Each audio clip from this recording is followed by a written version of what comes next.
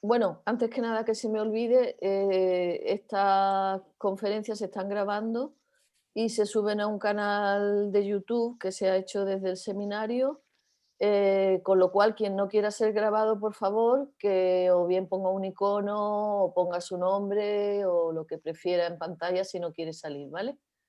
Mm, bueno, las conferencias clínicas es la segunda conferencia clínica que hacemos. La primera la inauguramos con Domenico Consensa y vienen un poco al hilo de lo que estábamos hablando antes, de inventar dentro del momento que estamos viviendo de la pandemia, ¿no?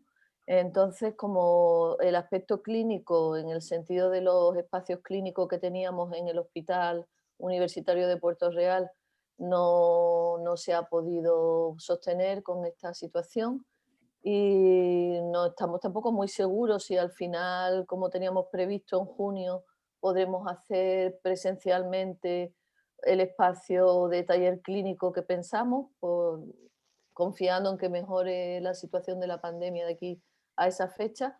Pues pensamos que al menos si hacíamos un ciclo de conferencias clínicas, y que además abríamos un canal de YouTube para tenerlas ahí, era una manera al menos de inventar algo diferente en este momento.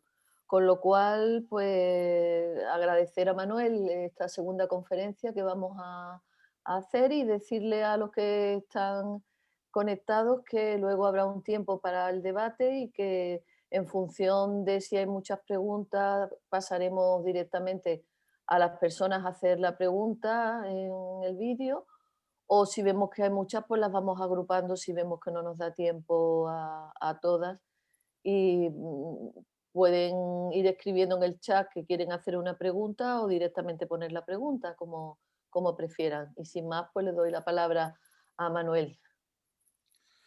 Muchas gracias, Carmen. Muchas gracias, Estanislao, y a todos los colegas de Sevilla, de Cádiz. Agradezco mucho la invitación a dictar esta conferencia. Lamento que la situación derivada de la pandemia no permita que sea presencial. Siempre es diferente cuando es presencial, cuando hay un contacto directo, no mediado por las pantallas, pero bueno, es el recurso que tenemos y por supuesto vamos a utilizarlo lo mejor posible. Incluso no todo es negativo, probablemente permite que algunas personas que no podrían estar de ninguna manera presencialmente en la conferencia puedan escucharla y verla. Perdona, Manuel, creo que hay gente del otro lado del Atlántico. Bien, un saludo para ellos, ¿no? Y es un buen ejemplo de esto que estaba comentando hace un momento, ¿no? Comenzaré mi exposición sobre la clínica psicoanalítica de la angustia, intentando hacer una articulación, una especie de arquitectura de lo que es la estructura de la angustia en Freud y en Lacan, que no la desarrollan de igual manera. Para luego dar paso a una reflexión sobre lo que podríamos denominar actualidad de la angustia, a los fenómenos clínicos actuales ligados a este afecto especial que es la angustia. Bueno, sabemos que la angustia, aunque sea bajo la forma de los llamados trastornos de ansiedad, está de triste actualidad. Entre otras cosas, porque la angustia a menudo va unida a la depresión. Es lo que se conoce habitualmente como cuadros ansioso-depresivos, donde síntomas de estas dos series, de la ansiedad y de la depresión, van unidos o bien se alternan de algún modo, momentos más depresivos con momentos de mayor angustia. existe una razón estructural para que la tristeza, la depresión y la angustia se presenten articuladas. Intentaré más adelante en mi exposición explicar por qué se puede pensar esta articulación. Decía entonces, tema de triste actualidad. Lo sería aunque solo fuese por el consumo masivo de hipnóticos, sedantes, ansiolíticos y antidepresivos, con frecuencia combinados, que se hace en nuestra sociedad. Remitiéndonos a los datos en España, según el Ministerio de Sanidad, 1 de cada 10 personas en España consume ansiolíticos a diario. Somos el segundo país europeo, solo por detrás de Portugal, con un mayor consumo de ansiolíticos por habitante. Y superamos la media europea en consumo de los 3 grupos de psicofármacos citados anteriormente. Sabemos que la prescripción de este tipo de psicofármacos se realiza mayoritariamente en la atención primaria de salud. Son los médicos de los centros de salud los que hacen más del 80% de las prescripciones de este tipo de psicofármacos. Sabemos, por otra parte, que en las consultas de los centros de salud, en las consultas de atención primaria, que están muy saturadas, los médicos apenas disponen de tiempo suficiente para explorar mínimamente las causas del malestar de los pacientes, del malestar anímico en particular. Por otra parte, estamos hablando de fármacos que se supone no deben tomarse más de unas pocas semanas. Pero la realidad es muy diferente. Normalmente la prescripción se piensa para poco tiempo, pero luego ese tiempo se amplía y con gran frecuencia el consumo se realiza durante años o toda la vida. Tenemos entonces que el consumo de psicofármacos no para de crecer. Refiriéndonos a la situación actual, ya tenemos datos de distintas fuentes que reflejan que durante la pandemia se está incrementando significativamente su consumo. Por ejemplo, el tercer análisis, Tendencias COFARES, que está centrado en analizar la evolución de los productos sanitarios en las farmacias, señala, en concreto, durante la segunda ola de la pandemia, del 1 de septiembre al 30 de noviembre de 2020, que la demanda de fármacos antidepresivos ha experimentado una tendencia al alza considerable. No solo en la segunda ola, ya se había iniciado en la primera ola. Según una encuesta epidemiológica publicada por la Facultad de Medicina de la Universidad Autónoma de Barcelona, el incremento del consumo de psicofármacos desde el inicio de la pandemia se sitúa en torno al 15%. Al mismo tiempo que muchas personas que ya los tomaban han tenido que aumentar la dosis o modificar la prescripción, les ha sido modificada la prescripción hacia fármacos más fuertes, por emplear un término coloquial.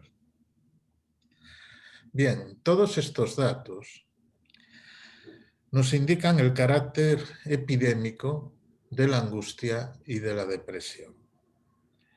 Esto ya estaba constatado antes de la pandemia, o al menos ya nos da una indicación. Insisto que los datos, si se analizan en la última década, por ejemplo, son realmente llamativos, el incremento, que nos da una idea de la respuesta generalizada a través del fármaco al malestar de los sujetos actuales. Es cierto que la angustia, que es un concepto de noble tradición clínica y filosófica, se ha degradado en ansiedad, en estrés. No es exactamente lo mismo, como intentaré explicar.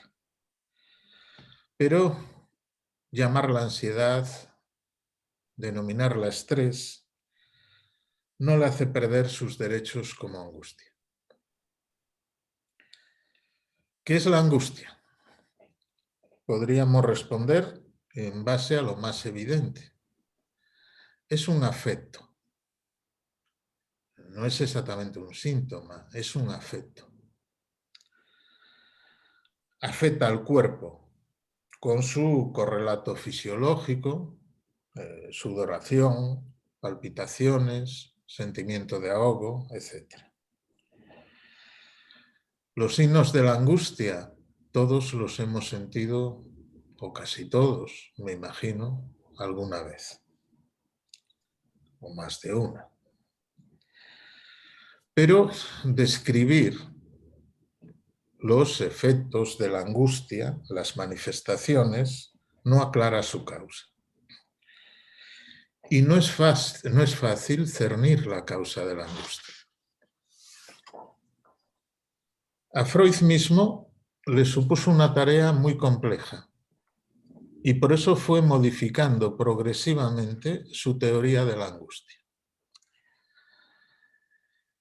Comenzó en 1894 afirmando en su correspondencia con Flies, en concreto en el texto publicado como manuscrito E,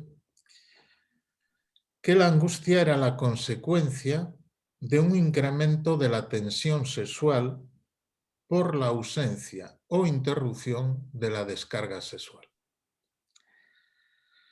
Es decir, la tensión sexual no descargada, la ausencia o interrupción de la descarga sexual, como en el coitus interruptus, por ejemplo, se transformaba en angustia.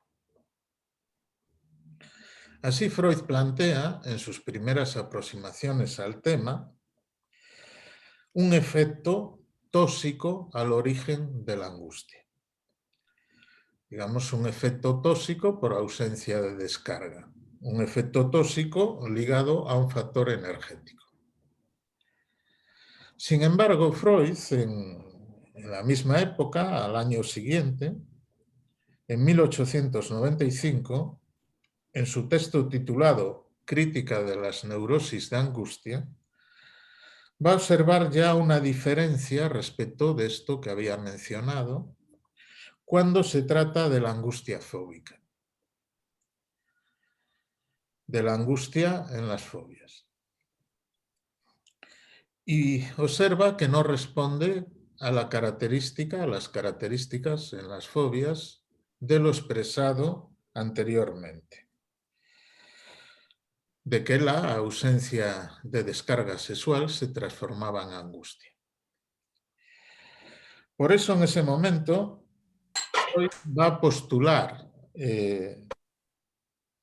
las cosas respecto de las fobias, la causa, de otra manera. Va a decir, y lo cito textualmente, la angustia se encuentra enlazada en ellas, se refiere a las fobias, al contenido de una representación o una percepción determinadas.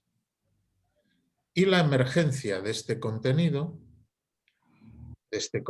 psíquico, es la condición principal para la de la angustia. Es decir, ya va a pasar, después de formular esa primera explicación causal de la angustia, del factor económico me refiero a descarga o no descarga sexual, a la dinámica de los procesos psíquicos. Y es entonces cuando va a formalizar su primera teoría de la angustia. Se trata de una teoría apoyada en el esquema edípico y podríamos enunciarla del siguiente modo. Está la ley y, porque está la ley, actúa la represión. La ley provoca la represión. Y la angustia es la respuesta a eso que se ha reprimido. Es decir, al reprimir la libido, la represión de la libido se transforma en angustia. Es algo que podemos observar, por ejemplo, en el caso Juanito, en el análisis de la fobia de un niño de 5 años.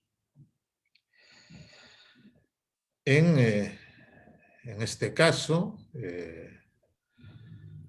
Freud observa que Juanito siente la amenaza sobre el autoerotismo y su relación con la madre. El autoerotismo representado por sus primeras erecciones. Es decir, Juanito siente el deseo sexual como un peligro interno. Lo reprime y a continuación la angustia se traslada a una representación externa, en este caso a una fobia a los caballos. Entonces la fobia viene a constituir una defensa contra un peligro que se sitúa en el exterior, en el objeto fóbico, en los caballos, pero es a ese objeto exterior donde se ha desplazado una amenaza que es interna. Es decir, un peligro interior se desplaza hacia un objeto exterior y el peligro pasa a percibirse desde el exterior. Pero la amenaza es interna. De este modo, Freud establece una relación entre amenaza de castración y angustia. Freud va a decir en este momento que la prohibición causa la represión y que, aunque se sitúe en un objeto exterior como causa de la angustia, esta siempre tiene como origen un peligro interno. Este peligro interno es la propia amenaza pulsional. El peligro siempre es interno. Freud no va a quedarse en este punto respecto de la angustia y va a transformar esta teoría de la angustia para establecer su segunda teoría de la angustia. La encontramos a partir de su segunda tópica, a partir del ensayo titulado El yo y el ello, un ensayo de 1923. Aquí Freud va a modificar e invertir su teoría de la angustia. En ese momento, la angustia pasará de ser un efecto de la represión a ser causa de la represión. Esto lo veremos más estructurado en un texto de 1925, en su texto Inhibición, síntoma y angustia, que, como luego intentaré explicar, más bien tendríamos que leer estos tres términos en exclusión, o inhibición, o síntoma, o angustia. A partir de este momento, Freud va a decir que la angustia tiene su origen en un encuentro traumático con la sexualidad. También hay que decir que no hay más encuentro con la sexualidad que el traumático. ¿Por qué el encuentro con la sexualidad siempre se produce en ausencia de un instinto, como en el mundo animal, que lo regule, de un saber que lo metabolice. Entonces, siempre el encuentro es traumático en el sentido de que siempre deja una marca, un estigma, el modo particular en que cada uno se encontró con el goce sexual. Bien, Freud va a decir entonces, en este momento, que la angustia tiene su origen en un encuentro traumático con la sexualidad, es decir, que tiene su origen en el encuentro con el eros. Entonces, si la secuencia anterior era primero eros, después represión, después angustia y finalmente fobia, ahora será eros, angustia, represión y finalmente fobia. Es decir, que la angustia va a pasar de estar ligada a la amenaza de castración a estar provocada por lo pulsional mismo, no elaborable por el principio del placer. Por eso la noción de trauma, porque ahí nos encontramos con un acontecimiento que nunca es absorbible por completo por el principio del placer. Por eso siempre funciona como algo que desborda. Sin embargo, hay algo en los diferentes momentos que Freud establece para intentar explicar la angustia.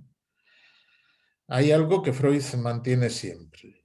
El peligro lo representa lo pulsional de cada uno vivido como amenaza. Pero en este momento, insisto, Freud va a plantear la angustia como causa de la represión y no la represión como causa de la angustia. Es la angustia la que origina la represión. En Inhibición, síntoma y angustia, y en las nuevas lecciones introductorias al psicoanálisis de 1932, Freud va a concluir que el origen de la angustia está siempre en un encuentro traumático, en el fracaso del principio del placer. Freud está reelaborando continuamente su teoría, incluso en el propio texto de Inhibición, síntoma y angustia. Se contradice, anda a trompicones, hace enmiendas. Estas modificaciones son constantes en la obra de Freud respecto al tema de la angustia. Bien, este es una especie de esquema muy simple, muy elemental, la arquitectura básica de la angustia en Freud. Sin embargo, cuando Lacan va a abordar el tema de la angustia, especialmente en el seminario que dedicó exclusivamente a este tema, el seminario 10 del curso 1962-63, va a colocar en el punto central de su elaboración un artículo de Freud titulado Lo siniestro. Es un artículo de 1919 y que, como pueden ver, no está en la serie de los que he mencionado de Freud, para estudiar, para resumir la arquitectura de la angustia en Freud. En concreto, Lacan dice en este seminario: les ruego que se tomen la molestia de releer el artículo de Freud sobre lo siniestro. Es un artículo que nunca he oído comentar y a propósito del cual nadie parece haberse percatado siquiera de qué es el eslabón indispensable para abordar la cuestión de la angustia. Es decir, sitúa como el artículo de Freud fundamental para entender la angustia lo siniestro. No ninguno de los que se refiere, por supuesto, a los artículos que he mencionado antes, pero sitúa como fundamental este que no está en la serie de los que he mencionado antes. Freud, en este artículo sobre lo siniestro, esforzándose en cernir el significado de lo siniestro, lo unheimlich, dirá: nos llama la atención una nota de Schelling que enuncia algo completamente nuevo e inesperado sobre el contenido del concepto unheimlich. Unheimlich sería todo lo que debería haber quedado oculto, secreto, pero que se ha manifestado. Es decir, lo siniestro aparece como lo espantoso que se revela de modo inesperado en lo más próximo, en lo más familiar. De algún modo lo siniestro siempre se liga a que se presente algo que no debería estar ahí. Por eso, un ejemplo clásico de lo siniestro es el fantasma, porque lógicamente el fantasma no debería estar ahí. El muerto no debe estar entre los vivos. O el muñeco que cobra vida, el autómata. Son ejemplos de lo siniestro, de aquello que no debiendo presentarse, se presenta. Es el huésped desconocido, como señala Lacan en este seminario sobre la angustia. Un huésped que no puede ser reconocido, que no pasa por las redes del reconocimiento porque no podía estar ahí. El efecto de la angustia es este surgimiento de lo heimlich, de lo siniestro en el marco. Por eso Lacan afirmará que es falso decir que la angustia carece de objeto. La angustia tiene objeto. Pero es un objeto que aparece sin que pueda tornarse en objeto de conocimiento, sin que pueda ser reconocido. Es la imposible visión del objeto separado lo que causa la angustia. Es lo irrepresentable, lo inasimilable, lo no especularizable. De ese objeto que, y aquí hay que dar un paso más, convoca lo más irreconocible de nosotros mismos viniendo del exterior.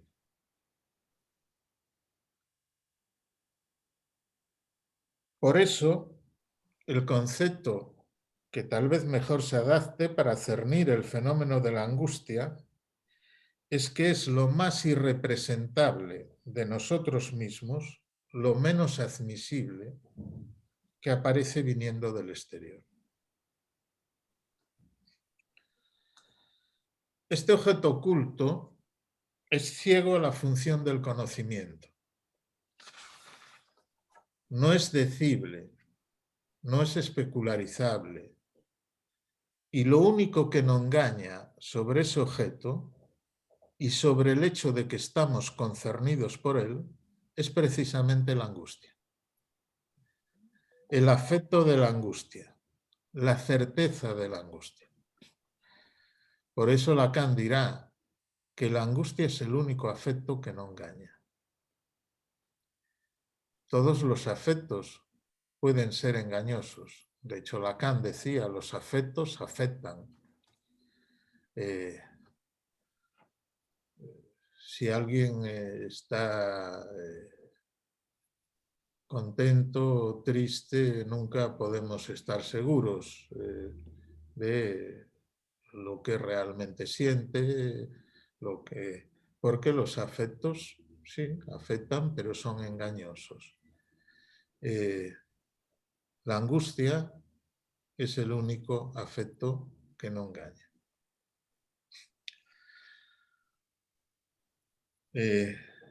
Por lo tanto, Freud y Lacan se separan en su concepción de la angustia, se separan en parte. Luego veremos que en Freud también está presente, de algún modo, esta cuestión de que la angustia se relaciona con la presencia inesperada. Lacan va a tomar entonces apoyo en este artículo de Freud, Lo siniestro, apuntando al núcleo, al corazón de la angustia. Es decir, si Freud sitúa la angustia fundamentalmente ligada a la pérdida, de algún modo para Freud toda angustia es angustia de castración, es angustia ante la pérdida. Para Lacan la angustia no es ante una pérdida, es ante una presencia. La angustia no es sin objeto. Insisto que es la presencia de algo irrepresentable. Esto es lo mismo que decir que sobre la realidad organizada por el principio del placer, me refiero a que la realidad está organizada por nuestra visión fantasmática del mundo. Y nuestra visión fantasmática del mundo es lo que nos dice lo que puede estar ahí y lo que no puede estar ahí. Lo que podemos ver y no podemos ver. Lo que podemos admitir y lo que no. Y sobre ese escenario tranquilizador del sueño del fantasma, aparece algo insoportable, que es eso que aparece y no puede ser absorbido por el principio del placer, por el fantasma de cada uno, y es cuando se hace presente ese real en la escena que surge la angustia. Por lo tanto, de algún modo la angustia aparece cuando hay algo que no debía estar ahí y está. Es decir, en palabras de Lacan, cuando falta la falta. Cuando algo que debía faltar se presenta. Pero ¿qué es lo que se presenta? ¿Qué presencia es esta? Es la presencia del deseo del otro. En este caso tendríamos que decir con Lacan, del otro con mayúscula. Es la presencia del deseo del otro en un doble sentido. Por un lado, del deseo que habita en mí, pero en tanto otro, es decir, de un deseo que está en mí, pero que yo no puedo reconocer como propio, y todos tenemos este tipo de deseo, y este deseo íntimo, pero irreconocible, angustia. E igualmente tenemos que pensar el deseo del otro en su vertiente de deseo del otro fundamental para nosotros. Todos fuimos convocados por un deseo particular a este mundo. Y todos tenemos una interpretación inconsciente del deseo que nos convocó a este mundo. Pero ese deseo puede ser muy inquietante. Normalmente es un deseo cubierto por las idealizaciones, por las racionalizaciones. La racionalización es la forma habitual del pensamiento. Sabemos que es imposible confrontarse directamente a lo real y que de algún modo todo el mecanismo del pensamiento humano es una defensa frente a lo real. Nosotros no nos relacionamos con lo real, sino con lo mental. Entonces, ¿dónde aparece claramente ese deseo del otro que angustia? En la pesadilla. No aparece en los sueños placenteros, sino en los sueños de angustia, en las pesadillas. Cuando nos acercamos a ese punto en el que aparecemos como objeto de un otro inquietante y que provoca el despertar. Provoca el despertar porque nos aproximamos peligrosamente a lo que representamos como objeto para el otro. Para ese otro que tal vez quiere algo no demasiado bueno de nuestro ser. Y en ese momento despertamos. Despertamos para seguir soñando, para seguir durmiendo en el sueño de nuestros fantasmas habituales, que son los que constituyen nuestra realidad, la realidad a la que tenemos comúnmente acceso. Entonces, la angustia es una relación bisagra entre goce y deseo. Porque lo que aparece ahí como deseo del otro es algo muy próximo a ser gozados por ese otro. Un otro que no sabemos bien qué quiere de nuestro ser. Y cuando nos acercamos a poder saber qué quiere de nuestro ser, surge la angustia y el despertar. En definitiva, lo que angustia es saber que el otro quiere algo de nosotros, saber que estamos concernidos por el deseo de ese otro, pero sin saber exactamente en qué. Esa falta de saber está muy ligada a la experiencia de la angustia. En la experiencia de la angustia, ese núcleo está presente, esa ausencia de saber. Es por esto que Lacan va a recurrir a la representación, a la metáfora, podríamos decir, de la mantis religiosa.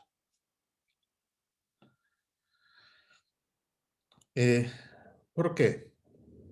Porque el macho de la mantis religiosa, frente a la hembra de la mantis religiosa, no sabe qué es exactamente él, ya que no puede saber de qué cara está investido frente a ese otro. Es decir, qué tipo de objeto es para ese otro.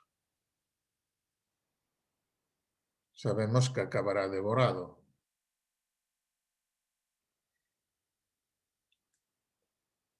Por otra parte, los ojos en facetas de la mantis religiosa hembra le impiden ver su propia imagen reflejada en sus ojos. Es decir, su imagen no es especularizable. Entonces no sabe qué objeto representa para el otro. Esa es la experiencia de la angustia. ¿qué quiere de mí? Sé que quiere algo, pero no sé qué quiere.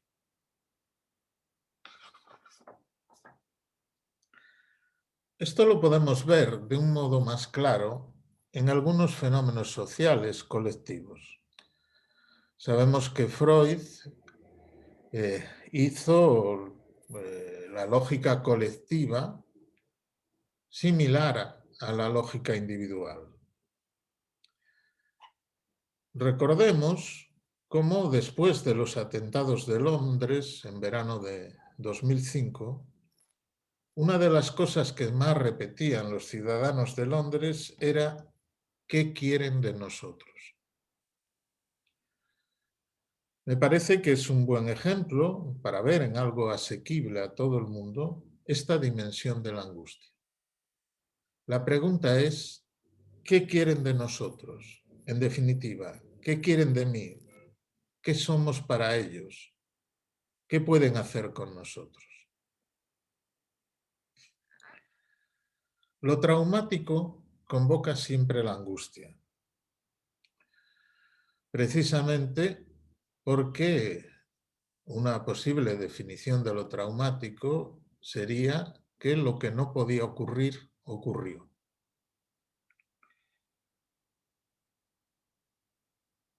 Por ejemplo, el tren no podía descarrilar y descarriló.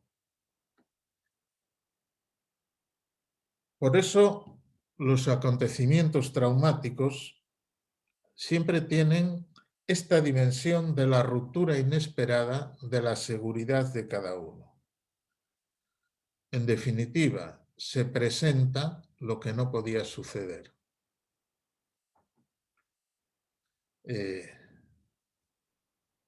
Esta es la estructura de toda manifestación de lo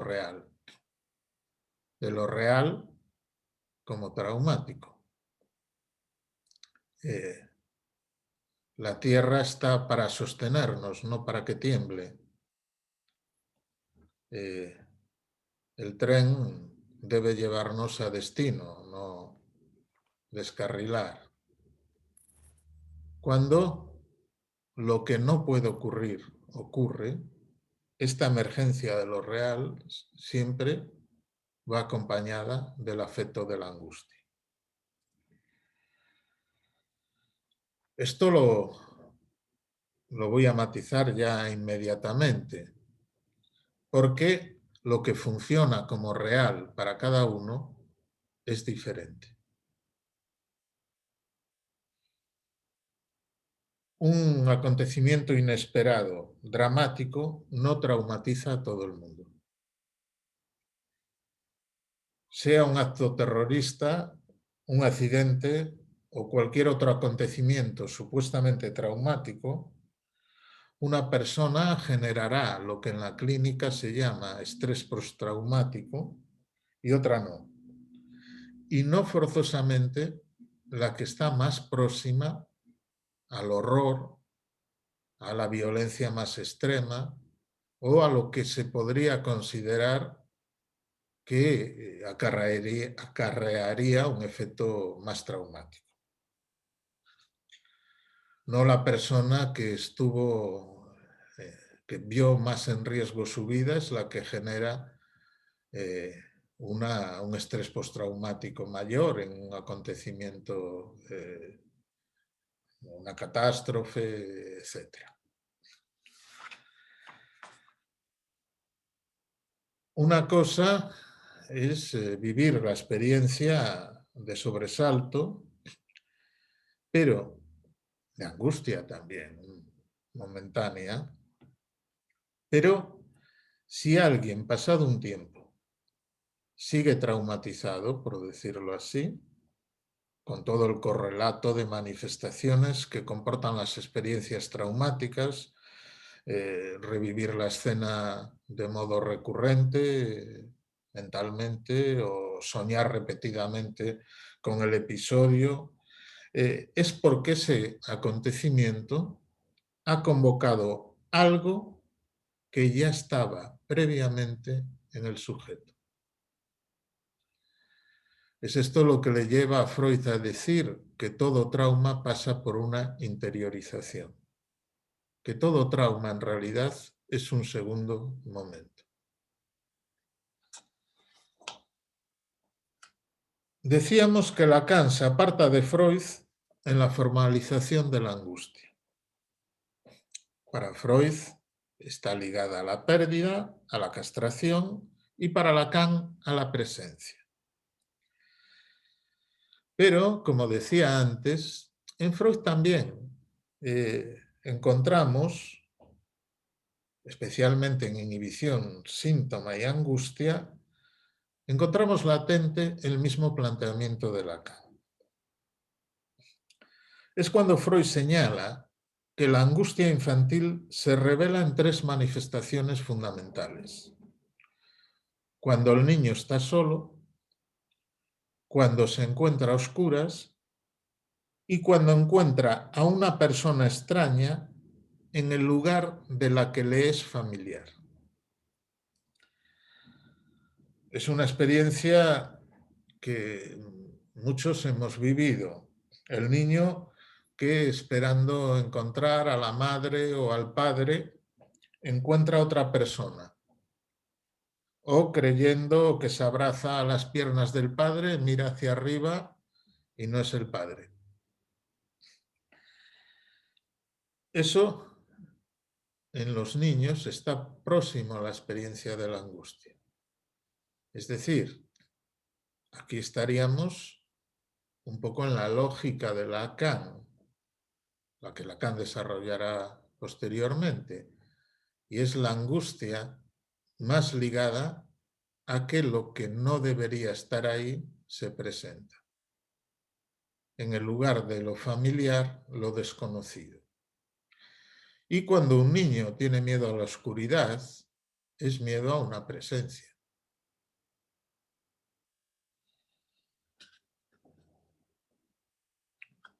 Y cuando está solo, igualmente. El miedo es que algo se presente. En el artículo sobre lo siniestro, Freud afirma que lo siniestro es que el deseo se realice. Por eso, también aquí tenemos que para Freud el elemento angustiante, siniestro, no es solo una pérdida, sino que se manifieste algo que debería permanecer oculto. Lacan, en base a esto, va a destacar que lo siniestro se da cuando, bajo lo deseable, se ve un deseante. Lo deseable es lo admisible, lo que organiza el principio del placer. Si bajo lo deseable aparece un deseante, vuelvo a insistir, un deseante que no sabemos qué desea de nosotros. En ese momento aparece la angustia. Entonces no se trata de la angustia de una pérdida, sino de la presencia de un deseo enigmático que se aproxima al goce más ignorado. Por eso, también para Freud, la presencia de ese goce insensato y oscuro del otro se halla en el corazón mismo de lo siniestro. De algún modo, lo que el neurótico en general, y estoy hablando de casi todos nosotros, de la neurosis común, de lo que el neurótico en general rechaza y quiere al mismo tiempo, es ofrecerse él mismo en sacrificio para garantizar la completitud del otro. Hay siempre un aspecto sacrificial en cada uno de nosotros. Y por eso el niño juega en la fantasía. Casi todos los niños, o todos me atrevería a decir, han tenido la fantasía de imaginarse su propia pérdida y el efecto que provocaría eso en el otro, especialmente en situaciones que viven como desamor. Es decir, este aspecto de ofrecerse en sacrificio al otro, a los dioses oscuros, habita en cada uno de nosotros. Este empuje a dar de comer a la fiera, de ser nosotros mismos el alimento que completa al otro, para el goce del otro, habita en cada uno. Lo que tiene que ver con la pulsión de muerte. Jacqueline Miller nos ha proporcionado una definición muy clara de la angustia en una intervención que realizó en Madrid hace años y publicada bajo el título de El tiempo del síntoma. La definición es la siguiente. El deseo del otro angustia en tanto el sujeto se convierte él mismo en lo que colma al otro, sin saber en qué lo atrae. La repito porque creo que condensa muy bien todo esto que estamos desarrollando. El deseo del otro angustia en tanto el sujeto se convierte él mismo en lo que colma al otro, sin saber en qué lo atrae. Aquí vemos esta doble articulación. El sujeto como objeto del deseo del otro, pero sin saber. Hay que insistir en este punto. La ausencia de saber está siempre en el corazón del fenómeno de la angustia.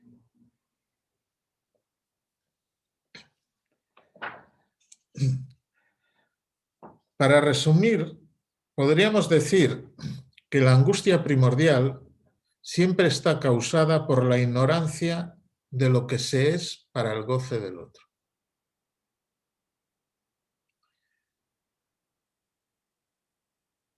Por eso la ausencia de saber. Este sería el punto fundamental.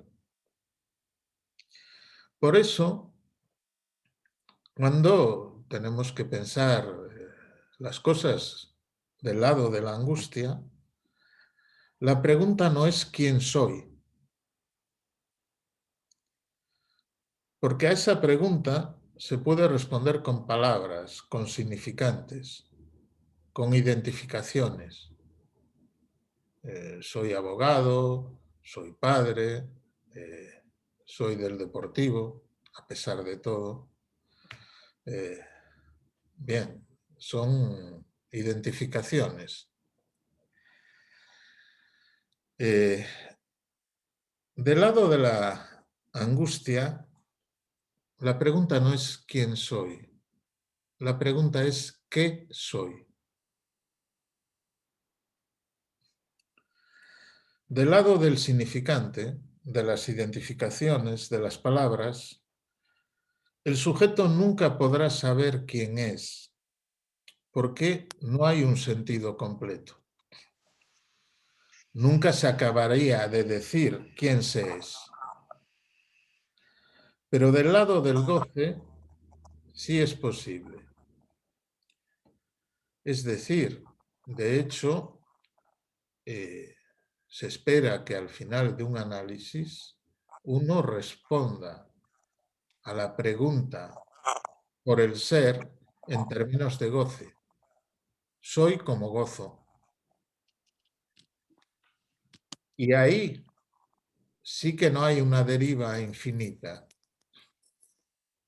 El modo de goce es absolutamente singular y no admite la deriva infinita, las variaciones, bien, lo que nos sitúa en una perspectiva diferente a la teoría queer, aunque eso sería objeto de otra conferencia.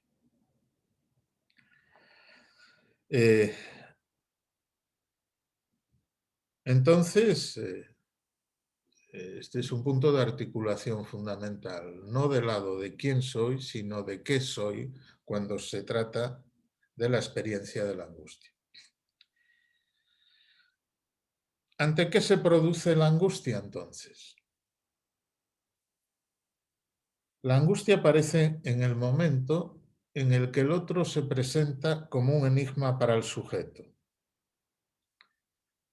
En el momento en que el sujeto no sabe lo que es para ese otro. Un otro en el que no puede reflejarse. La angustia siempre es señal de que el deseo se está acercando peligrosamente al goce. De algún modo, el sujeto vive el peligro inminente de desvanecerse, de ser engullido como una cosa por ese otro. La angustia se siente al nivel del yo. El peligro se siente al nivel del yo. Es el momento en el que lo innombrable deja de estar velado y la ficción del mundo en la que se sostenía el sujeto se desmorona. El peligro es la señal de la inminencia del cataclismo.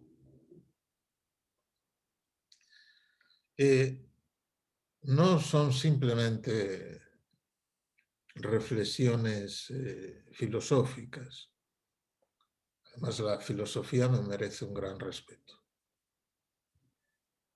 Estamos hablando de una experiencia clínica. Y en realidad de la experiencia de cada uno. ¿Quién no ha vivido un momento en el que ante una presencia inquietante, en vez de huir o en vez de adoptar una posición de evitación o defensa, se ha entregado a lo que ese otro quería hacer de él? A veces nada bueno. Casi todo el mundo podríamos recordar un momento en el cual, ante una situación de peligro amenazante, se ha precipitado a ella o ha quedado dominado por la parálisis. Esa parálisis que posibilita que el otro haga de mí eso. Por lo tanto, la angustia no es el miedo. El miedo permite huir. La angustia paraliza. En el momento de la angustia, el sujeto se convierte en objeto para el otro, pero de un modo particular, porque en ese momento se convoca lo más ignorado de sí mismo. Por eso, la angustia va acompañada de una doble destitución. Por un lado, se produce la pérdida súbita de la identidad. ¿Por qué? Porque uno ya no sabe quién es ni qué representa para ese otro.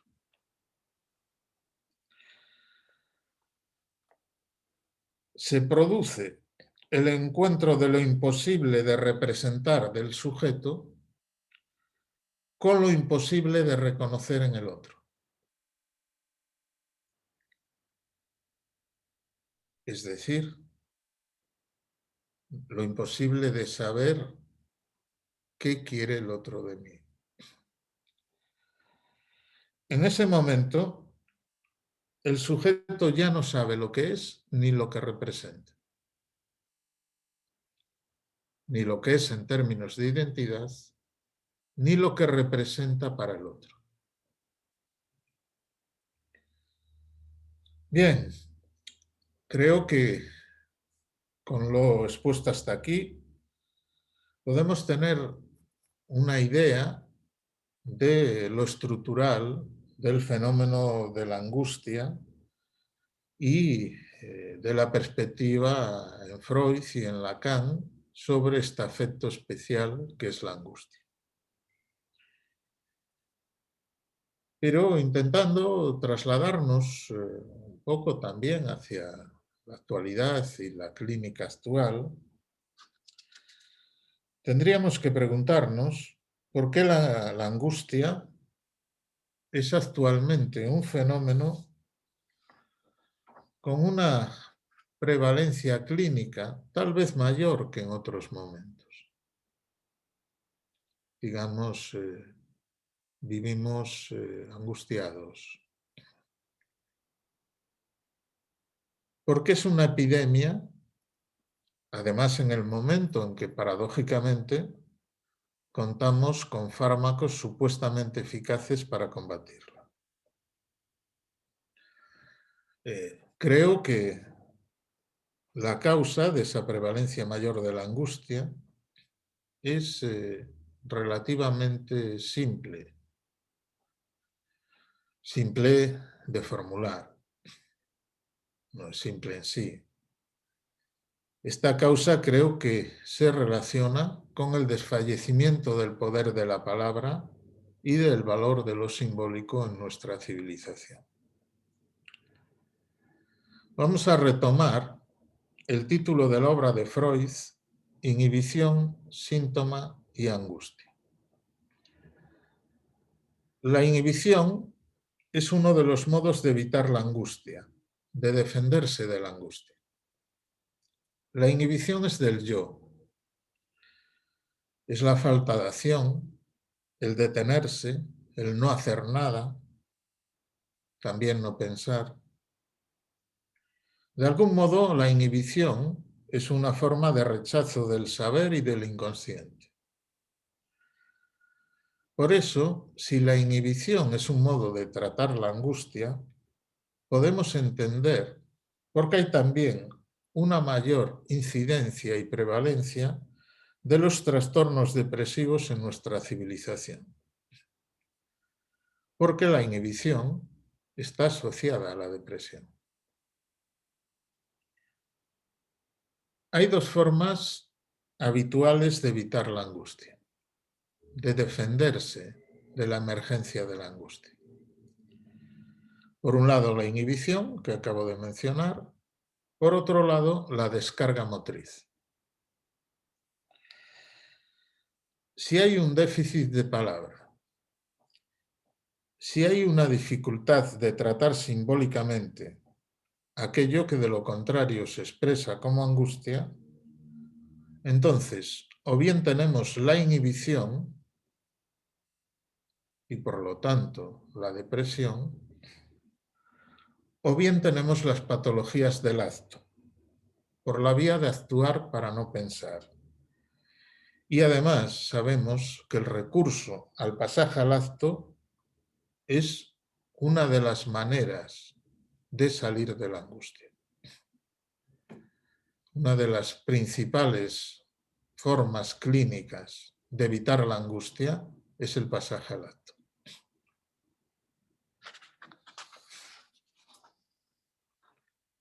En su forma más dramática, encontramos ahí el suicidio.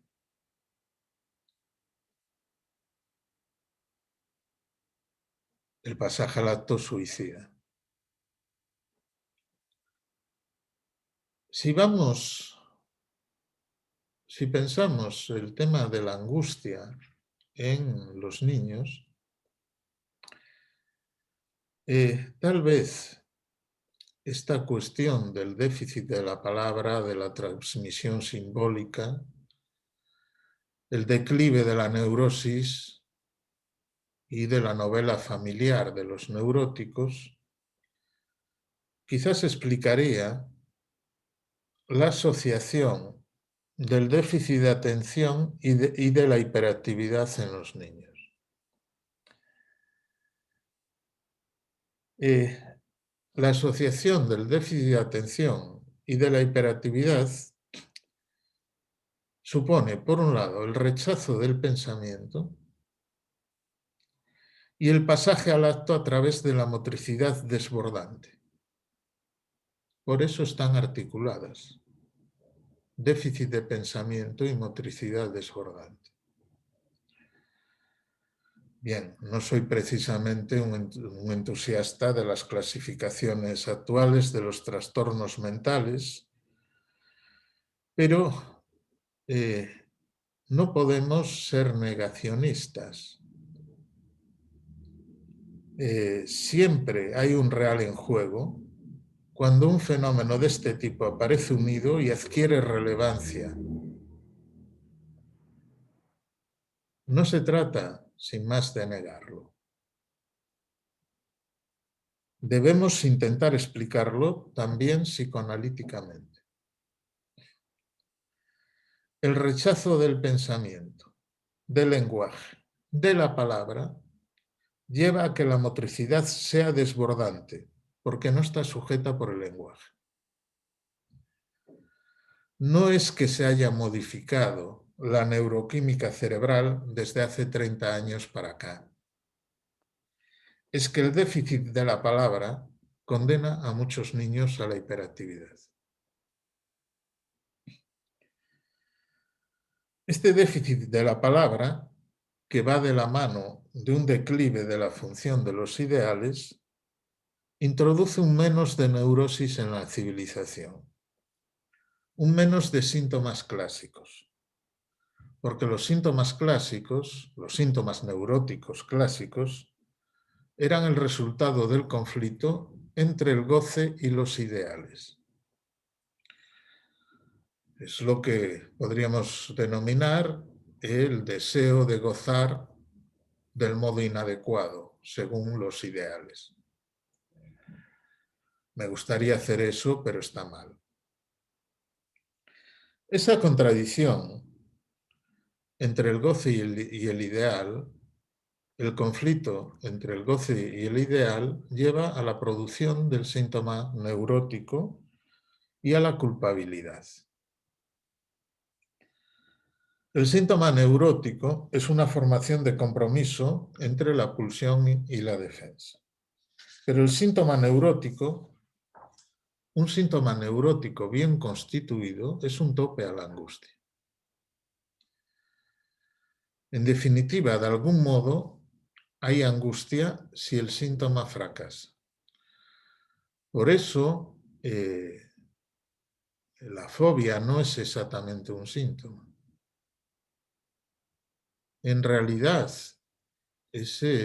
por eso está a veces prevalente en la clínica infantil, porque es el intento fallido de construir una respuesta sintomática de goce, un fantasma. Y por eso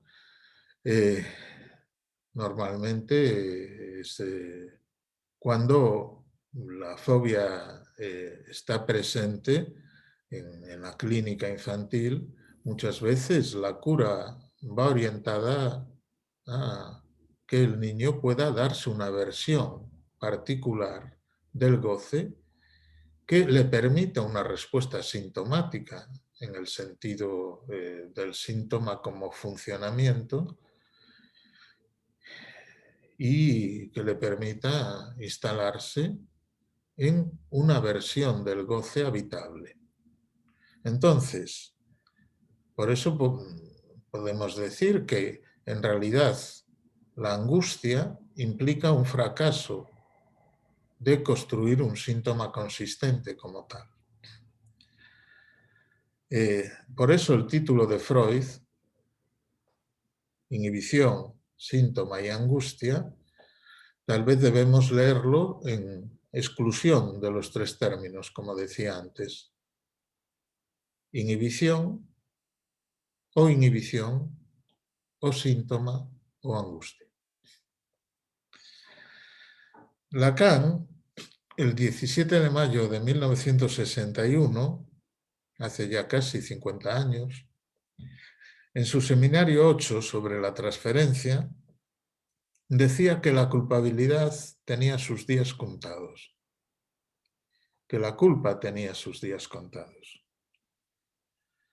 Es decir, de algún modo predecía, y es una de estas iluminaciones de Lacan, ¿no? Como cuando en los complejos familiares predice el declive del padre, de la función paterna. Y lo hace, si no recuerdo mal, en el año 1939. Y el declive de los grandes hombres, cuando todavía en el siglo XX aparecieron grandes figuras. Pero él ya predijo el fin de los grandes hombres, de los grandes nombres del padre, y con ello el declive de la función simbólica. En 1961 dice que la culpa tiene sus días contados. De algún modo predecía el fin del sentimiento de culpabilidad porque el sentimiento de culpabilidad estaba articulado para él a la deuda simbólica. Lo podemos decir de un modo coloquial, bajo la fórmula de los pecados del padre se heredan. Y aquello no nombrado, vivido como culpa, como deuda, se traslada a las generaciones siguientes. Esto es lo que en psicoanálisis conocemos como la deuda simbólica, representada por lo vergonzoso, lo que se evita, lo no hablado, el secreto familiar, que retorna como culpa en las generaciones. Pero si la deuda está en declive, si nos ha sido arrebatada, como dice Lacan en el seminario 8, lo cito: entonces podemos sentirnos a nosotros mismos totalmente alienados. Sin duda, la T antigua nos hacía culpables de esta deuda. Pero al renunciar a ella, como ahora podemos hacerlo, llevamos la carga de una desgracia todavía mayor, por el hecho de que ese destino ya no es nada. Lacan habla en este seminario de la muerte del destino, incluso retoma el destino en sentido clásico. Y si el dios del destino ha muerto, lo que queda al sujeto es el sinsentido. Porque solo de algún modo por la deuda el sujeto se vincula al otro y a la tradición. Se sabe hijo del otro. Si el dios del sentido ha muerto, solo queda el sinsentido como forma de estar en el mundo. Por lo tanto, la desgracia no se significa como deuda a pagar, incluida en el destino, y eso aboca al sacrificio del sujeto a un dios oscuro. Tenemos la evidencia de que la sociedad actual está dominada por la revolución tecnológica que se hace equivalente al progreso. Por eso, en el discurso actual, el presente y el futuro cuentan más que la memoria. Los sujetos actuales son ahistóricos, son sujetos más desconectados del inconsciente, entendiendo el inconsciente como la historia particular e ignorada de cada uno. Reducen la historia a un delgado presente. Por eso, lo que les falta de culpa, culpa que siempre se liga al pasado, a esto que llamamos deuda simbólica, lo que les falta de culpa les sobra de angustia. Esta es una de las razones, el corte con la historia, de la emergencia mayor de la angustia en la actualidad. porque la deuda queda abolida y el menos de culpa se transforma en más de angustia. Hay otra razón importante también. La civilización actual está caracterizada por los fenómenos de globalización. Y como ha destacado Jacques Miller, lo cito, lo que los sociólogos advierten es que la globalización se acompaña de individuación. Lo que está afectado es la forma de vivir juntos, el vínculo social, que existe en forma de sujetos desarrumados, dispersos, y que, y esto me parece muy importante, esto que subraya Miller, al mismo tiempo induce en cada uno un deber social y una exigencia subjetiva de invención. Hasta aquí la cita. Bueno, voy a seguir un poco con la cita porque creo que también esta segunda parte merece interés. Porque Miller matiza que la globalización implica que es la misma noción de lugar la que se sustrae, en lo que da una forma amable, o digamos en lo que de una forma amable, dice Miller, se llama la pérdida de puntos de referencia. Hasta aquí sí la cita. Es decir, lo que queda alterado es el modo de vivir juntos, el vínculo social. Curiosamente, la globalización hace estar a todos un poco en lo mismo, pero a la vez promueve efectos de individualismo feroz. Esta es la paradoja de la globalización, que podría definirse como todos en lo mismo y cada uno a lo suyo. Pero este efecto de individuación extrema trae aparejado otro efecto más. Es esto que Miller denominaba la invención, la exigencia subjetiva de invención, el deber social de invención. Inventarse la propia vida ha pasado a ser un deber, una exigencia. Los sujetos actualmente tienen un margen enorme, supuestamente, para inventarse su propia vida. Y lo que es posible fácilmente pasa a ser obligatorio, pasa a ser un deber. Las posibilidades son inmensas, incluida supuestamente, por ejemplo, la de elegir el propio género, que podría ser variable y cambiante a lo largo de la vida del sujeto. Estoy hablando del fenómeno trans y de las dificultades de los padres actuales para transmitir un deseo en este sentido a sus hijos por el temor de condicionarlos. Ese temor que lleva, por ejemplo, a no presuponer ninguna orientación sexual desde el inicio y, en los casos más extremos, tampoco un género.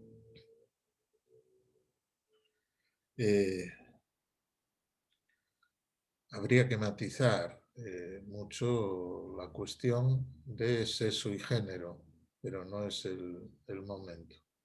En cualquier caso, esta posibilidad de invención de una especie de autogeneración del sujeto, sin deberle nada al otro, es algo que se concuerda con el estilo autodeterminista del sujeto actual del capitalismo. Es decir, generarse a sí mismo su propia identidad, que puede llegar a ser variable cambiante, sin deberle nada al otro. De algún modo producir autogenerarse su propio nacimiento. Inventarse.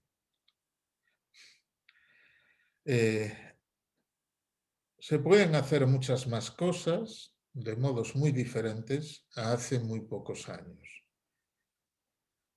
Entonces, ¿qué ocurre cuando uno puede supuestamente inventar su vida? Eso puede angustiar. El deber de inventarse la propia vida puede generar angustia y mucho más a los sujetos menos preparados para los cambios, menos metonímicos, más metafóricos. Los sujetos, llamémosle más metafóricos, necesitan amarrar un sentido a su vida, necesitan más que esté amparada en criterios de tradición. Y frente a la exigencia subjetiva de invención, frente al empuje de invéntate tu propia vida, se ven abocados a la angustia. Son sujetos que ya no tienen tanto el amparo de los discursos preestablecidos, que, conviene recordarlo, participaban mucho más de la lógica masculina. Eso es verdad. Los discursos universales de la tradición, los grandes relatos, se inspiran en la lógica masculina, en la lógica del todos iguales. Por eso la globalización va acompañada de una feminización del mundo. En este contexto, las formas actuales de la angustia aparecen sobre todo bajo la forma del pasaje al acto para huir de la angustia. Lacan, cuando habla de los tiempos lógicos de la subjetividad humana, distingue tres tiempos: el instante de ver, el tiempo de comprender y el momento de concluir. ¿Qué ocurre en la actualidad? Ocurre que el tiempo de comprender se achica. Es decir, que una de las consecuencias del declive de lo simbólico es que el tiempo de comprender se reduce o se elimina, y entonces el sujeto sale del instante de ver y de la posible angustia que eso genera, cortocircuitando el tiempo de comprender y pasando al acto para liberarse de la angustia. Por eso, las patologías del acto son cada vez más frecuentes en la clínica, en detrimento de las patologías neuróticas, porque es por el pasaje al acto que el sujeto intenta liberarse de la angustia. Esto no quiere decir que aparezca una nueva clínica en el sentido de que se trate de nuevos síntomas que no existiesen antes. La clínica de la impulsividad, de los pasajes al acto, de las adicciones, existió siempre. Lo que ocurre es que se generaliza. Es decir, no son nuevos síntomas, es la generalización de este tipo de clínica en detrimento de la clínica neurótica, porque la angustia ya no es tratada vía represión, sino más bien vía actuación. A veces, toda la vida de un sujeto es un pasaje al acto y, por ejemplo, se observa cada vez más la clínica del exceso de actividad, casi adictiva, del tipo que sea. El exceso de actividad es una adicción de nuestro tiempo y participa de este actuar continuamente para evitar la angustia, poniendo entre paréntesis el pensamiento. Es un menos de represión y un más de pasaje al acto como modo de evitar la angustia. Hay también un cambio de relación al tiempo en la subjetividad. Antes, la angustia se vinculaba más a fenómenos como la soledad. Ahora se nos dice que el que está solo es porque quiere. Porque el sujeto puede ir sustituyendo partener sucesivos vía Internet. El ciberamor, el cibersexo, es una práctica en vías de generalizarse de un modo absoluto. Los síntomas propios de la época son entonces síntomas que cortocircuitan el lenguaje, la represión, y por tanto son síntomas de ruptura con el otro, no son síntomas de compromiso. Por eso las anoresias, las toxicomanías, la hiperactividad, las patologías del acto son síntomas que tienen en común que no llaman al otro ni a la interpretación. El estilo de la época es maníaco. En la época de Freud, en la época victoriana, el estilo de la época era neurótico. Si el sujeto albergaba un deseo juzgado, reprobable, la represión actuaba. En todo caso, el sujeto soñaba con lo reprimido o bien buscaba vías clandestinas para satisfacer sus impulsos no presentables. En el momento actual, donde el fantasma puede presentarse en el vínculo social a cielo abierto, cosa que vemos todos los días, la represión cobra un estatuto diferente. Por supuesto existe, es de estructura en la subjetividad humana, pero el vínculo social se establece más claramente en base al fantasma de cada uno. Por otra parte, sabemos que Internet facilita mucho esto, facilita pasar al acto cualquier tipo de fantasma, porque en Internet siempre hay un otro que responde. En Internet prácticamente la respuesta está garantizada, se trate de lo que se trate.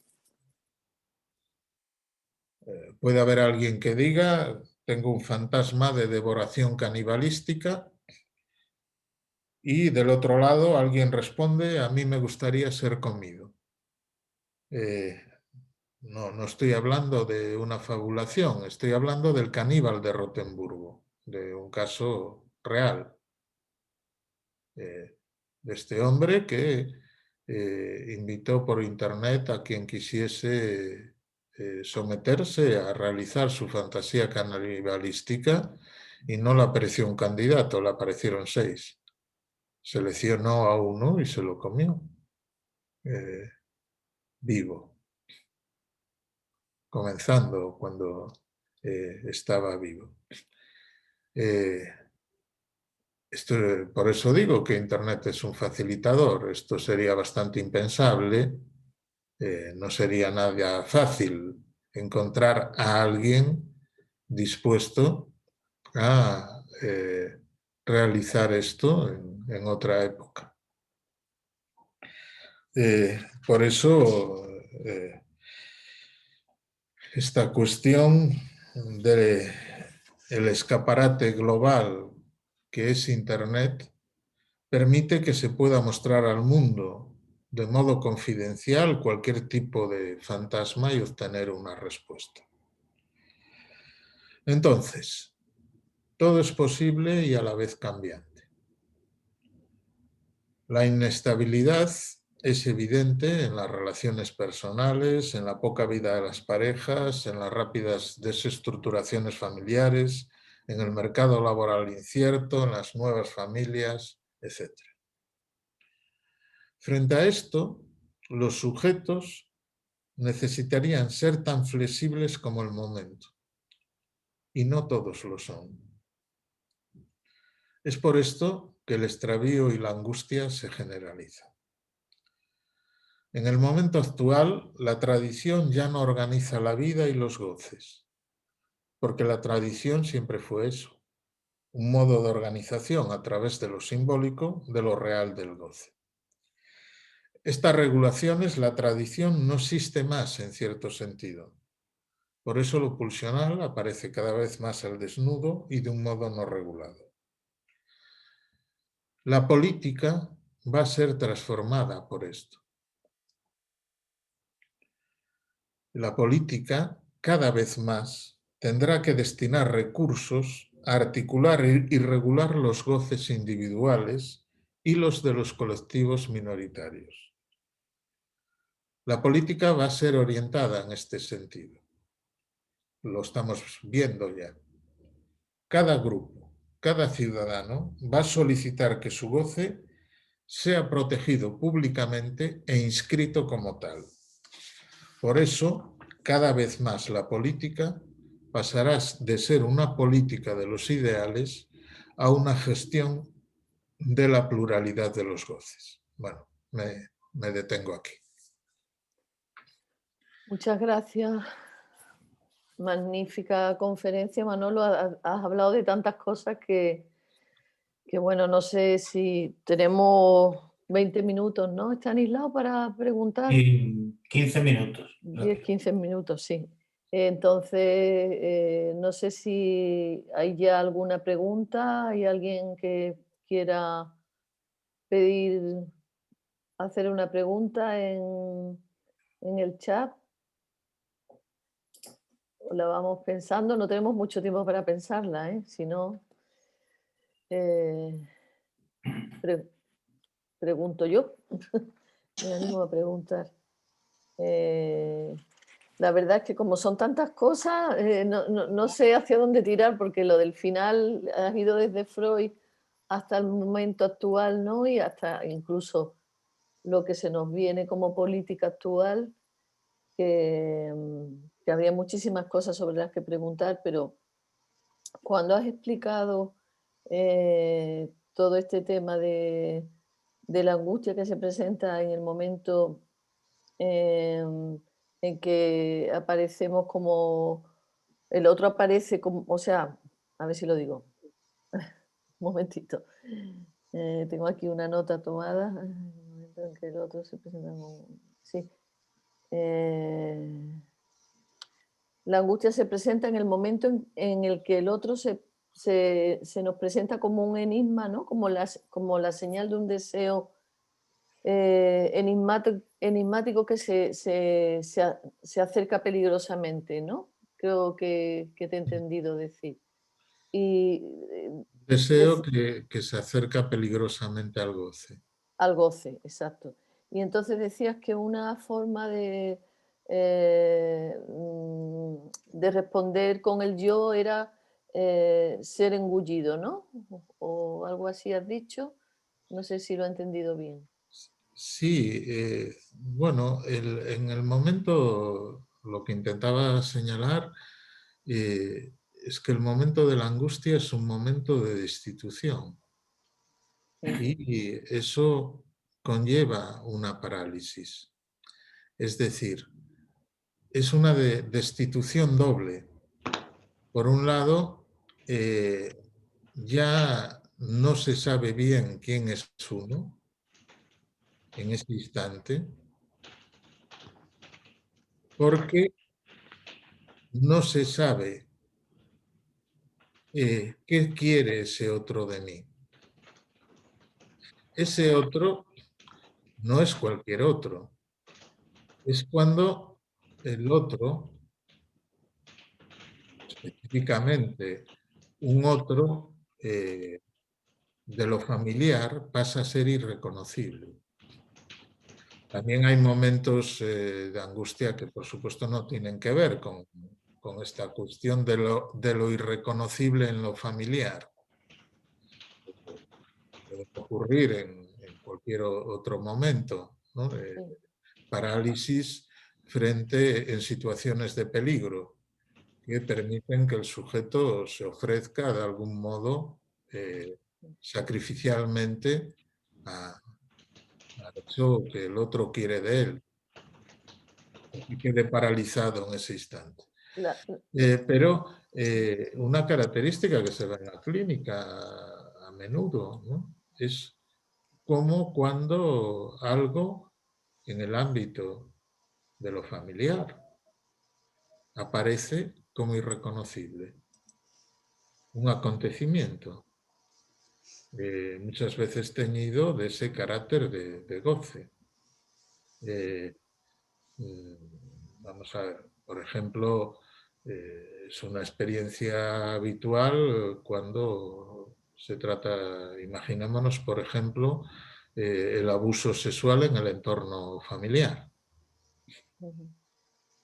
Eh, Sería un ejemplo claro de esto, cuando de doble destitución subjetiva. Imaginémonos, sobre todo si se trata de una experiencia infantil o no tan infantil, ¿no?, pero en el que aquel otro, por ejemplo, investido del ideal, aparece deseando del sujeto algo que rompe por completo eh, la identidad del propio sujeto respecto de ese otro, y por otro,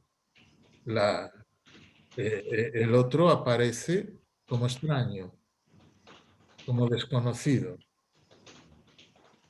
porque es imposible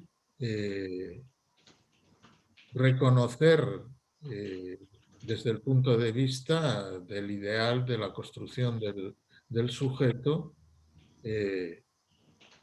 a ese otro, en ese otro que busca algo del sujeto imposible de metabolizar, de asumir.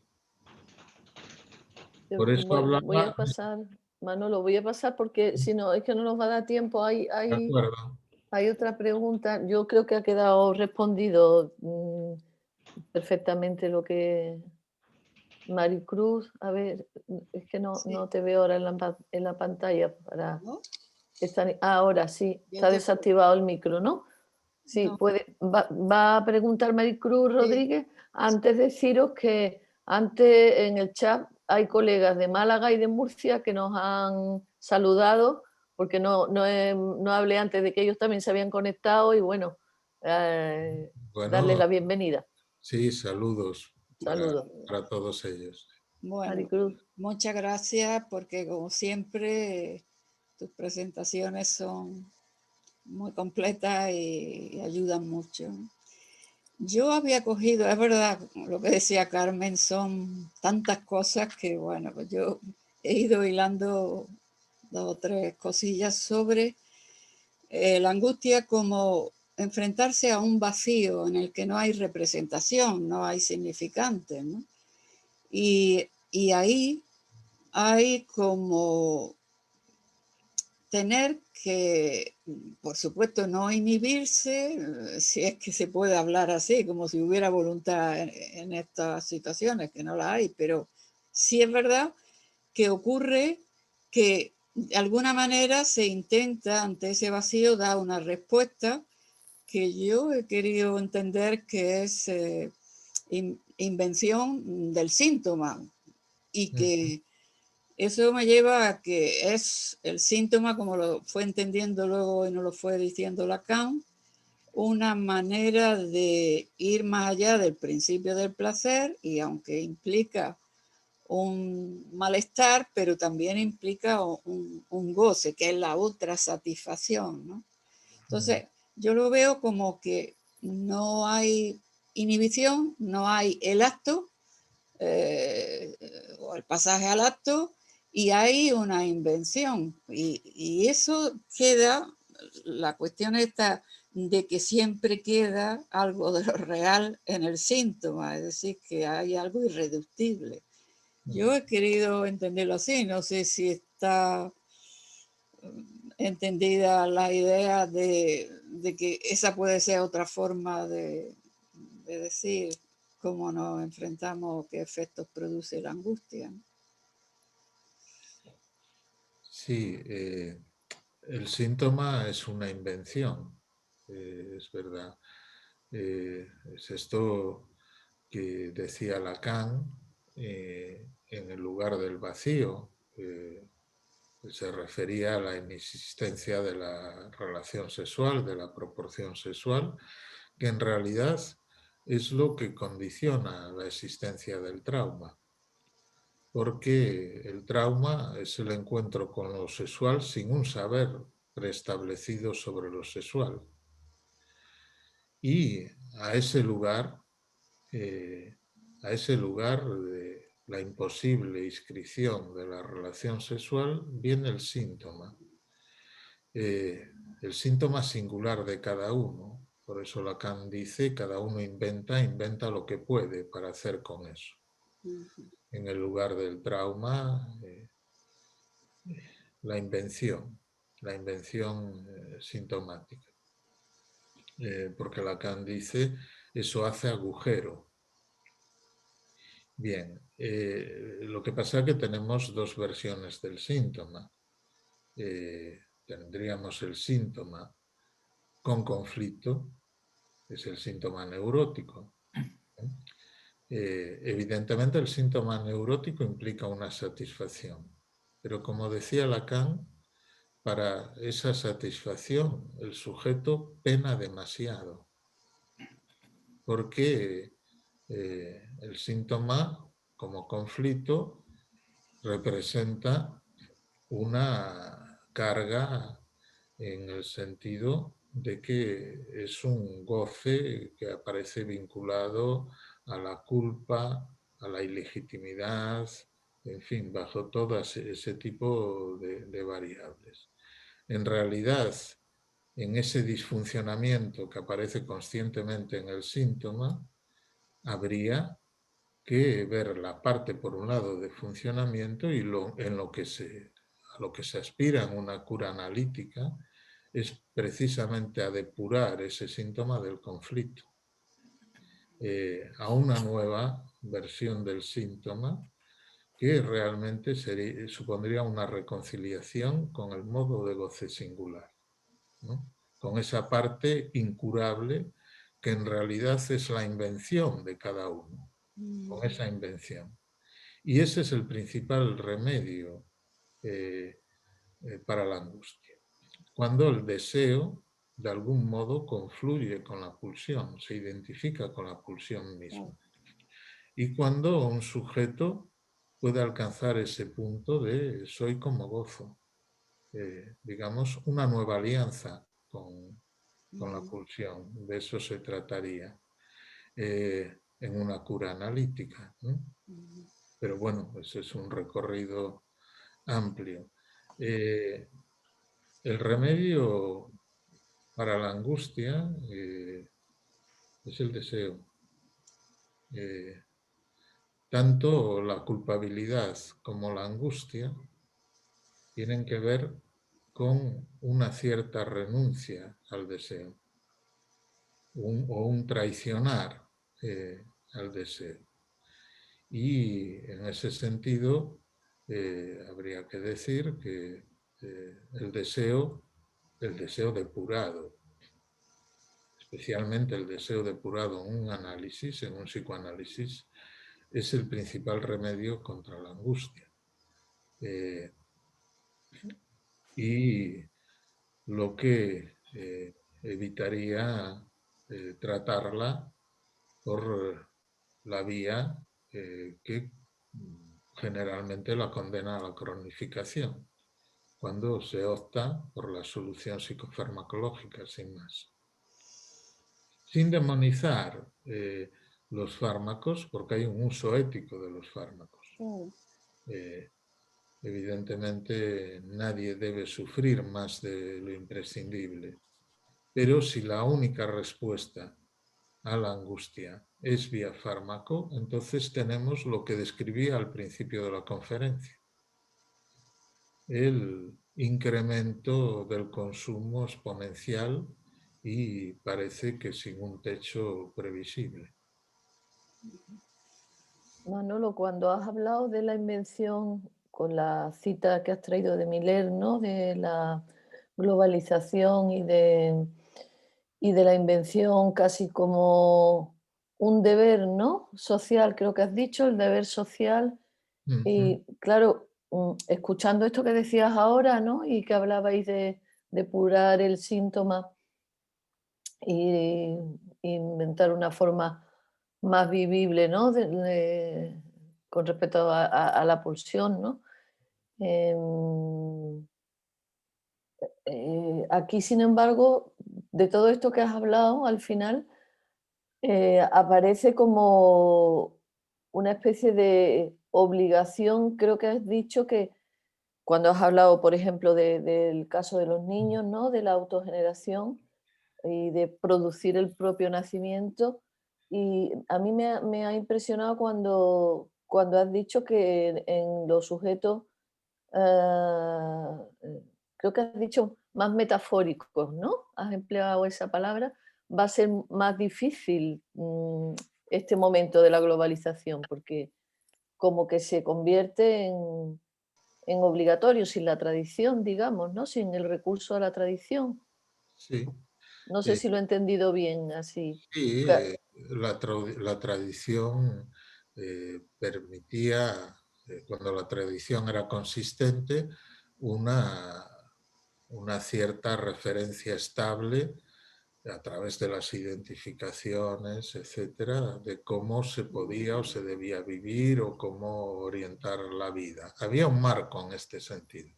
mm, Eso, el declive de la tradición, ha supuesto un empuje a la invención de la propia vida, pero en esta vertiente que yo decía que lo posible se convierte en obligatorio, ¿no? claro, Esto está en la línea del sujeto liberal, neoliberal, de que tienes que ser empresario de ti de ti mismo. mismo.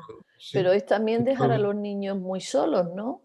sí, sí, bajo la, la cuestión de pretendida, digamos, mayor libertad, Mm, se les deja bastante solos, ¿no? Es decir, por no condicionarlos, por no influirlos, mm, en realidad se les deja bastante solos, ¿no?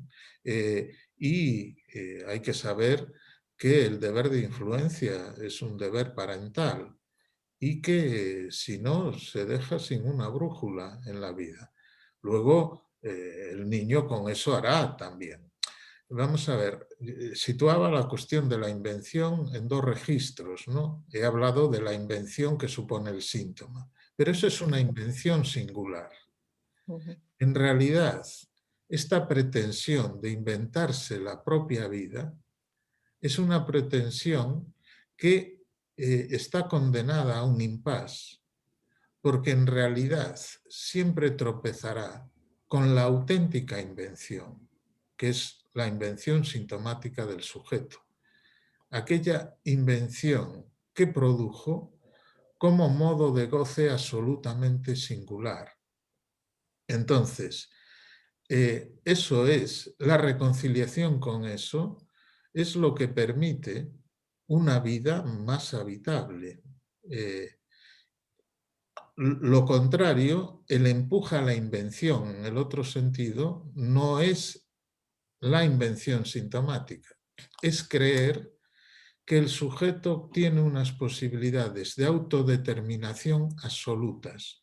Y eso es delirar, delirar sobre las posibilidades de autoinventarse. En realidad, cuando uno cree estar autoinventándose, está determinado por su inconsciente y no inventa lo que puede. Eh, lo que puede. Inventa lo que puede, no mm. lo que cree querer. En este sentido, me parece que es fundamental no confundir estos dos registros de la invención, Ujú. porque la autodeterminación absoluta es una pretensión imposible. También podría estar determinado por un delirio, ¿no? Eh, En ese sentido. Sí, vamos a ver, en realidad, si es un delirio, Por esa invención me refiero, ¿no? si es un delirio sí que es libre. Claro. Lacan decía que solo el psicótico era el hombre libre, porque efectivamente puede producir algo absolutamente cortado de una determinación. Es decir, porque el delirio se produce en el lugar de un agujero. Por lo tanto, por lo mismo que el delirio nos interpreta como se interpreta una formación del inconsciente. Porque no remite a lo reprimido, remite a un vacío. Yo me Entonces, refería, sí, claro, que también puede llevar a una invención de otra manera, ¿no? sí, y puede ser incluso, si consigue el psicótico estabilizarse a través de esa invención, de la metáfora delirante, que no sea lesiva ni para él mismo ni para los demás, puede ser una solución estabilizadora, eso lo sabemos. Pero realmente sería el que podría inventar sin determinación inconsciente. Para los demás, el empuje a inventar, a autodeterminarse, puede ser una exigencia superyoica feroz. Es decir, puede ser la forma que adopte el superyo en la época. Empresario de ti mismo, inventa tu propia vida y si no, eres un fracasado y si no, no has logrado realizarte. Ese empuje tiene más que ver con el superyo de la época, que con el deseo. Con esto no quiero decir que no sean bienvenidas nuevos espacios de posible libertad para el sujeto que realmente encuentra una solución en vías antes inéditas. No querría yo que se dedujese de esto sueños conservadores, ¿no? Y como decía Lacan, debemos estar a la altura de la subjetividad de la época para poder realmente ejercer nuestra función como psicoanalistas. Entonces, no estamos en contra de los cambios, pero tampoco nos creemos que las posibilidades de autoinventarse el sujeto sean infinitas y sin deberle nada al origen que lo convocó este mundo, al otro, etc. Y hay un mayor margen de libertad si se depura eso, que si se delira, entre comillas, con las posibilidades infinitas de autoinventarse. Lo siento mucho, pero el super yo de la pantalla dice que se nos acaba el tiempo del aula. No sé si nos dejarán algunos minutos más o no. Yo paso la palabra a Stanislao para que él despida y si cree que se puede hacer alguna pregunta más. Bueno, Stanislao. yo no sé realmente si a mí Si te permiten. nos permiten estar más tiempo. Estaba hasta las 10. A las 10. De momento no nos han cortado. De momento no nos han cortado, pero Pero espera que llegue la factura. dice con palabras Nos están dejando que nos autoconstruyamos. que no que de pronto nos quedemos en negro, me parece. Mejor despedir Sí, y quedarnos con las ganas.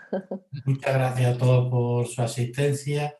Muchísimas gracias, Manuel, por esta conferencia tan magnífica que nos has brindado.